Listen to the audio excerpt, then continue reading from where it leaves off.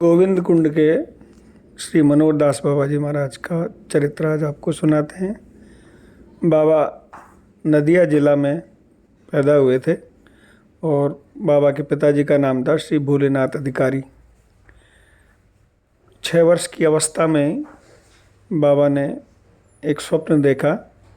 स्वप्न में उनको एक साधु दिखे, वो घर से बाहर ले जा रहे थे उनको और वन में ले गए और वन में ले जाकर उन्होंने चारों तरफ आग लगा दी। तभी से उन्हें संसार से विरक्ति हो गई। उन्होंने समझ लिया कि संसार एक वन है जिसके चारों ओर आग लगी हुई है। उसकी भीषण लपटों से परित्राण पाने के लिए श्री हरि की शरण लेना ही आवश्यक है। 13 वर्ष की अवस्था में उनको पितृवियोग हो गया और वो वहाँ से दीक्षा लेकर वृंदावन आ गए। मनोहर बाबा निरंतर हरिनाम करते रहते, अष्टकालीन लीला स्मरण में सदा आविष्ट रहते। सोते बहुत कम थे क्योंकि बिछोने तो ना के बराबर ही रखते थे। आहार में केवल मधुकरी के आटे की रोटी और नीम के पत्तों का रस्सा ये ही पाते थे। अंत में कुछ दिनों बाद वो भी बंद कर दिया और केवल दूध ही बस लेते थे। एक मंदिर का निर्माण मदन मोहन जी की सेवा चलाई अवस्था पर मंदिर की सेवा परिचालन आदि से उदासीन ही रहे। वे लोक संग त्याग कर एकांकी समय व्यतीत करते, बोलते बहुत कम थे। शिष्य आदि करने की तो बात ही नहीं। अगर कोई कहता तो बड़े अस्थिर हो जाते। जिसको देखते उसे दंडवत करते, सदा आत्मनिंदा करते, किसी को चरण स्पर्श न करने देते। चरण धोते समय चरणों का जल घिसकर रज में मिला देते ताकि कोई उनका चरणामृत ना ले ले।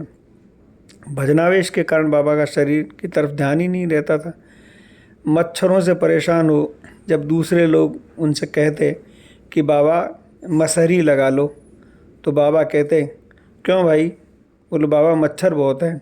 तो भाई मच्छर जो है वो हमारा क्या बिगाड़ते हैं? वे तो अधिक निद्रा आने में बाधा डालकर हमारे भजन में सहायता करते हैं। ऐसे बाबा संत थे।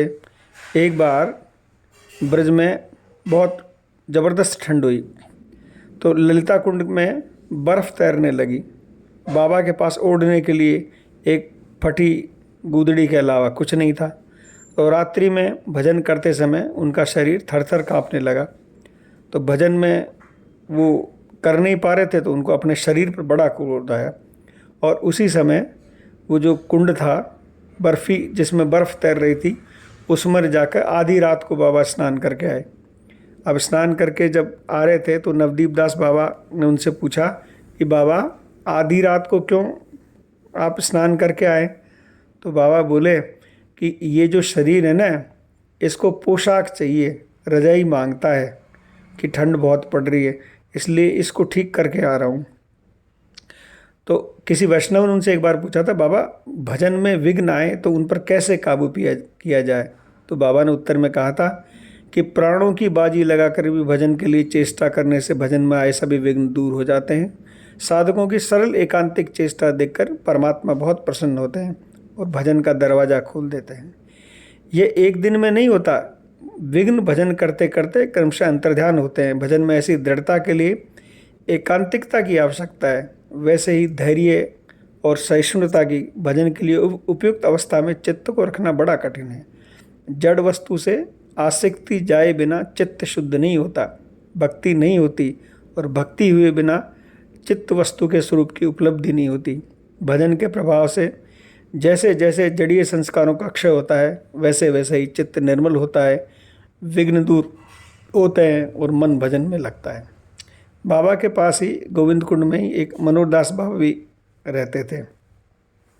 उस समय कुंड के उत्तरी तट पर दुर्लभ दास जी बाबा भजन करते थे। वृंदावन में प्लेग का बहुत ज़बरदस्त प्रकोप हुआ तो दुर्लभ दास एक दिन दोपहर की कड़ी धूप में एक नीम के वृक्ष के नीचे बैठे थे और हाथ में माला थी, नाम जप कर रहे थे। सहसा उनके सामने एक धूम्रवर्ण की एक प्रचंड भीषण मूर्ति उत्पन्न हुई। यह उनके चारों ओर घूमने लगी तो उन्होंने विस्मित भरे स्वर से पूछा कि आप कौन हैं और यहाँ किस लिए आए हैं?